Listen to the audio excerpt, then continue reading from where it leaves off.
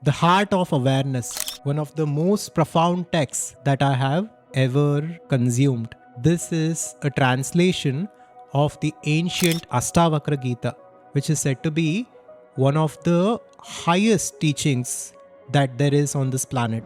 And many great teachers consider this work as the direct and the most profound teaching in non-duality. So, in this video, we will explore the Astavakra Gita further. Now let's continue our journey with Astavakra Gita. Today let us look at the chapters 15 to 18. Here we will explore the nature of an enlightened being and we will understand this reality still more deeply. Chapter 16. Forget everything. My child, you may read or discuss scripture as much as you like, but until you forget everything, you will never live in your heart. You are wise, you play and work and meditate, but still your mind desires that which is beyond everything, where all desires vanish. Striving is the root of sorrow. But who understands this? Only when you are blessed with the understanding of this teaching will you find freedom. Who is lazier than the master? He has trouble even blinking, but only he is happy, no one else. Seeing to this, neglecting that. But when the mind stops setting one thing against another, it no longer craves pleasure. It no longer cares for wealth or religious duties or salvation. Craving the pleasures of the senses, you suffer attachment. Disdaining them, you learn detachment. But if you desire nothing and disdain nothing, neither attachment nor detachment binds you. When you live without discrimination, desire arises. When desire persists, feelings of preference arise, of liking and disliking. They are the root and branches of the world. From activity, desire. From renunciation, aversion. But the man of wisdom is a child. He never sets one thing against another. It is true. He is a child. If you desire the world, you may try to renounce it in order to escape sorrow. Instead, renounce desire. Then you will be free of sorrow and the world will not trouble you.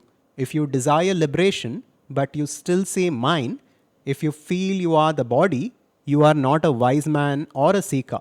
You are simply a man who suffers. Let Hari teach you, or Brahma, born of lotus, or Shiva himself.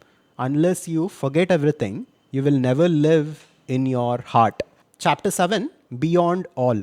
The man who is happy and pure and likes his own company gathers the fruit of his practice and the fruit of wisdom.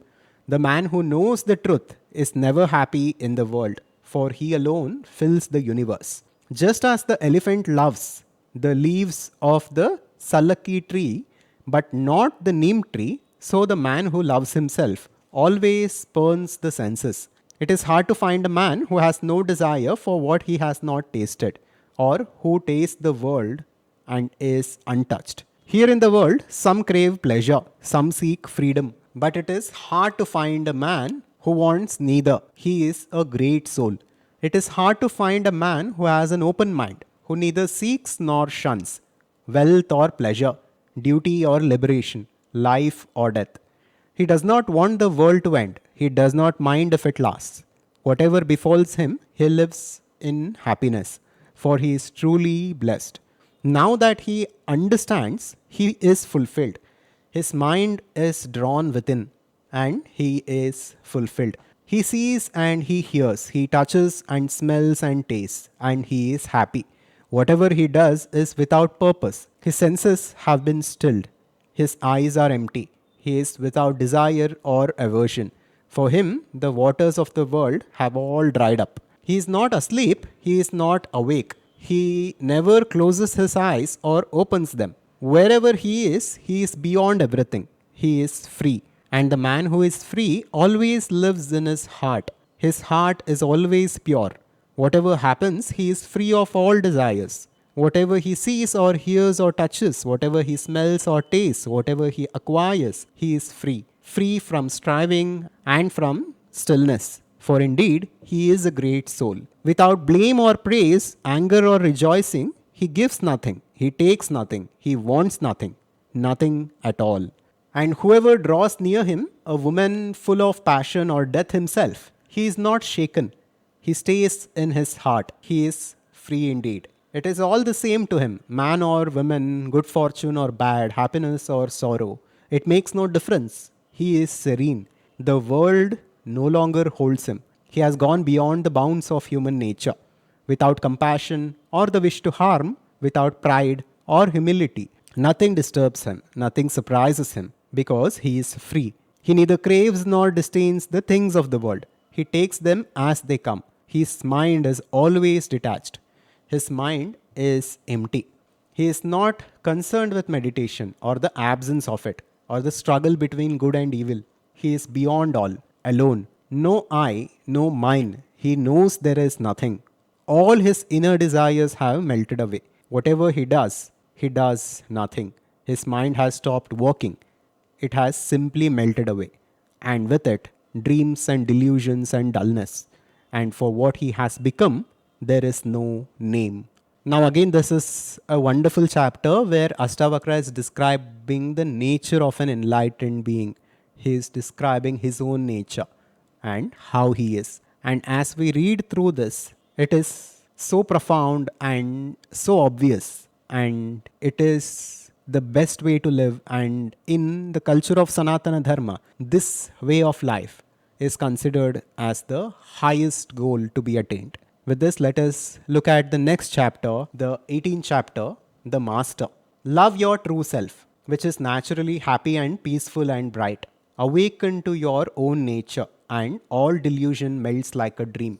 How much pleasure you take in acquiring worldly goods, but to find happiness, you must give them all up. The sorrows of duty, like the heart of the sun, have scorched your heart. But let stillness fall on you with its sweet and cooling showers, and you will find happiness. For the world is nothing, it is only an idea. But the essence of what is and of what is not can never fail. The self is always the same, already fulfilled, without flaw or choice or striving, close at hand but boundless. When the self is known, all illusions vanish, the veil fails, and you see clearly. Your sorrows are dispelled. For the self is free and lives forever. Everything else is imagination, nothing more. But he understands this. The master acts like a child. When you know you are God and that what is and what is not are both imaginary, and you are at last free of desire, then what is there left to know or to say or to do? For self is everything. When the seeker knows this, he falls silent. He no longer thinks, I am this, I am not that. Such thoughts melt away. He is still, without pleasure or pain, distraction or concentration, learning or ignorance. His nature is free of condition. Win or lose, it makes no difference to him. Alone in the forest or out in the world, a god in heaven or a simple beggar, it makes no difference. He is free of duality. Wealth or pleasure, duty or discrimination mean nothing to him. What does he care what is accomplished or neglected? Finding freedom in this life, the seeker takes nothing to heart, neither duty nor desire. He has nothing to do but to live out his life. The master lives beyond the boundaries of desire, delusion, or the world. Meditation on the truth, liberation itself. What are they to him? You see the world and you try to dissolve it, but the master has no need to. He is without desire. For though he sees nothing. When you have seen God and you meditate on him, saying to yourself, I am he, but when you are without thought and you understand there is only one without a second, on whom can you meditate? When you are distracted, you practice concentration, but the master is undistracted. He has nothing to fulfill. What is there left for him to accomplish? He acts like an ordinary man, but inside he is quite different. He sees no imperfection in himself, nor distraction, nor any need for meditation. He is awake, fulfilled, free from desire. He neither is nor is not. He looks busy, but he does nothing. Striving or still, he is never troubled, and he does whatever comes his way, and he is happy. He has no desires. He has cast off his chains. He walks on air. He is free, tumbling like a leaf in the wind from life to life. He has gone beyond the world, beyond joy and sorrow. His mind is always cool. He lives as if he had no body. His mind is cool and pure.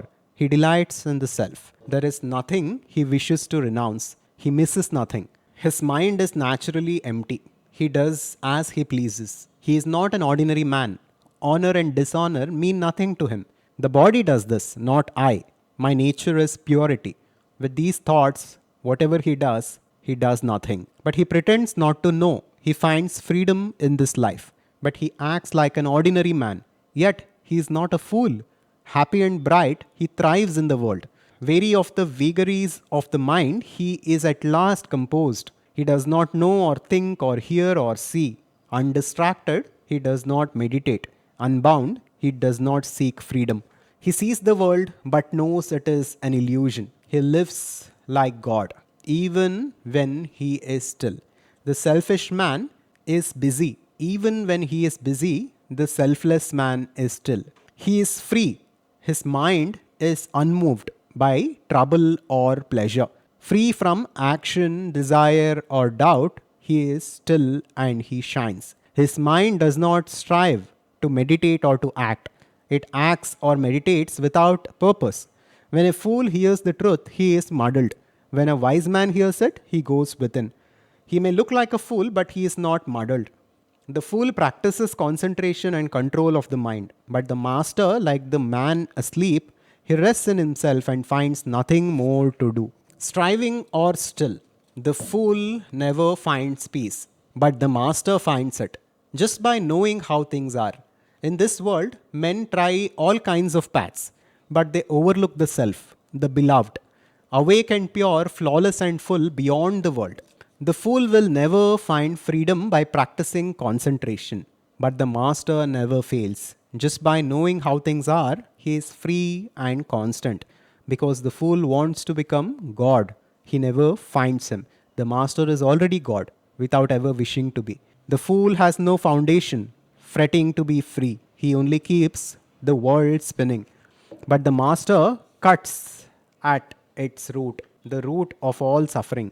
Because the fool looks for peace, he never finds it. But the master is always at peace because he understands how things are. If a man looks to the world, how can he see himself? The master is never distracted by this or that. He sees himself, the self that never changes. The fool tries to control his mind. How can he ever succeed? Mastery always comes naturally to the man who is wise and who loves himself. One man believes in existence, another says there is nothing. Rare is the man who believes in neither. He is free from confusion. The fool may know that the self is pure and indivisible, but because of his folly, he never finds it. He suffers all his life. The mind of a man who longs to be free stumbles without support, but the mind of a man who is already free stands on its own.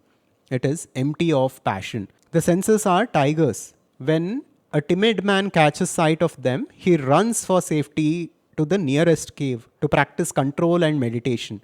But a man without desires is a lion. When the senses see him, it is they who take flight.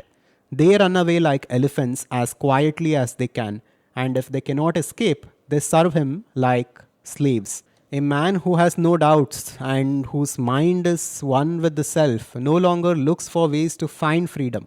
He lives happily in this world, seeing and hearing, touching and smelling and tasting.